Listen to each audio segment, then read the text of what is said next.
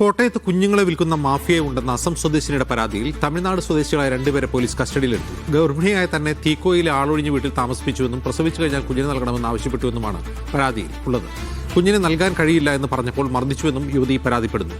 കോട്ടയം ജില്ലാ പോലീസ് മേധാവിക്കാണ് യുവതി പരാതി നൽകിയത്. ജ്യോതിഷ് മോഹനൻ വിവരങ്ങളുമായി ചേരുന്നു. ജ്യോതിഷ്, ഇത് എന്താണ് സംഭവം?